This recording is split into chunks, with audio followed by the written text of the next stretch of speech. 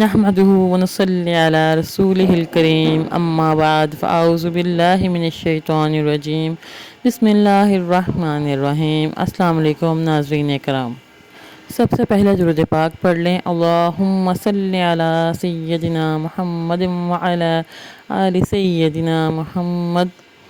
تو جی آتے ہیں اپنے آج کے موضوع کی طرف۔ بہت ساری میری مائیں بہنیں ایسی ہیں جو کہ اپنے گھر میں آج تک غریبی، تنگ دستی، مفلسی، فقر، ناچاکیوں کی وجوہات کو جادو، ٹونا، حسد یا بری نظر کے اثرات سمجھتی ہیں۔ در حقیقت پس منظر میں ایک ایسی وجہ ہے جو کہ ہم سب کی نظر سے اوجھل ہے۔ ان سب وجوہات کے پیچھے کی سب سے پہلی وجہ آپ اپنے گھر کا معائنہ کریں۔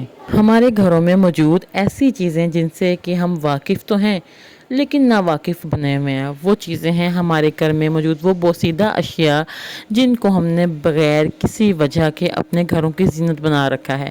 ہمارے سٹور رومز، کچن کے کیبنٹس، الماریاں یہ ایسی چیزوں سے بھری پڑی ہیں جو کہ ہمارے استعمال میں نہیں ہیں۔ پرانے کپڑے، پرانے جوتے، پرانے برتن، پرانا فرنیچر، یہ ہم نے اپنے سٹور رومز کی زینت بنایا ہوا ہے۔ ہاں، بہت ساری خواتین نے ایسا شاید نہ کیا ہوا ہو لیکن اکثریت ایسا ہی کرتی ہیں۔ وہ یہ اشیاء اپنے گھر میں سنبھال کر رکھ لیتی ہیں، لیکن آپ لوگ اس بات سے ناواقف ہیں کہ ان اشیاء کے ساتھ ایسے شیاطین اور موکل وابستہ ہو جاتے ہیں جو کہ اپنا مکان ان میں بنا لیتے ہیں، اپنا مسکن ان جگہوں کو بنا لیتے ہیں جو کہ بوسیدہ، پرانے اور ایسی ناقابل استعمال چیزوں کی جگہ ہوتی ہے جو کہ ہماری وہم و گمان میں بھی نہیں ہوتی کہ یہاں پہ کتنے خطرناک شیاطین اور جن موجود ہوتے ہیں جو کہ گھروں میں لڑائیاں جھگڑے کروانا، گھروں میں غربت لانا، مفلسی لانا اور فقر لانا اپنا اہم کام سمجھتے ہیں۔